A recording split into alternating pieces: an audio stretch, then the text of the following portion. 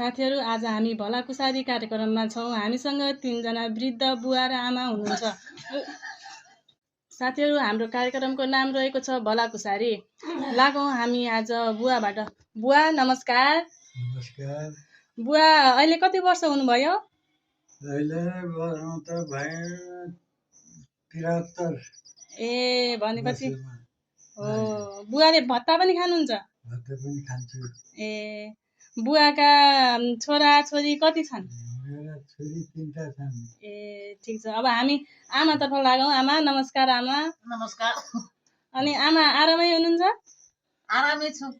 ए अनि यता आमा नमस्कार। हजुरलाई नमस्कार। सन्चै हुनुहुन्छ? सन्चै छ। अनि हाम्रो आमाको घर कहाँ पर्यो?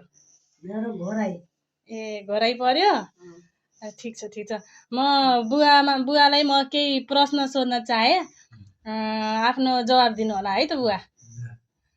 बुवाको बिहे कति सालमा भयो? 26 सालमा भयो। ए 26 हजुरहरू 2 जना, उहाँ र हजुर 2 जना हुनुहुन्छ हैन? उहाँ चाहिँ हजुरको बहिनी हुनुहुन्छ। हजुरको कुन चाहिँ बहिनी? जेठी कान्छी कुन? जेठी। ए जेठी बहिनी हुनुहुन्छ? हो आमा? हो। ए हजुरको बिहा कति सालमा भन्नुभयो रे बुवाले भर्खर? 26 सालमा बिहा भयो।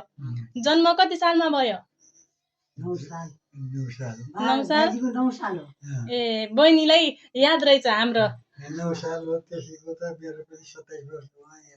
ए 27 अनि हाम्रो यहाँ आमाको जन्म कति सालमा भयो? मेरो 11 साल। हजुर 11 सालमा। हजुरको जन्म कति सालमा भयो आमा? 12 सालमा। ए 2 वर्षको फरक रहेछ हजुरहरू 2 जना मध्ये।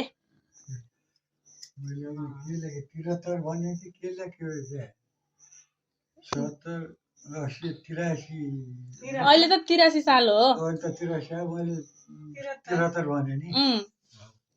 अनि बुवाले आमाले कति क्लास पढ्नुभयो? 12 क्लास। आमाले झुटो बोल्नुभयो, त्यही भएर यहाँ हाँस्दै हुनुहुन्छ। यहाँ दर्शकहरू पनि मुख छोपी हाँस्दै हुनुहुन्छ।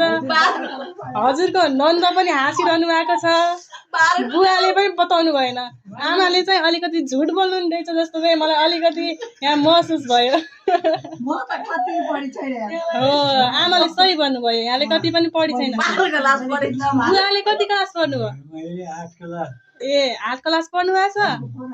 ए ठिक छ बुवा। अनि तपाईलाई पुरानो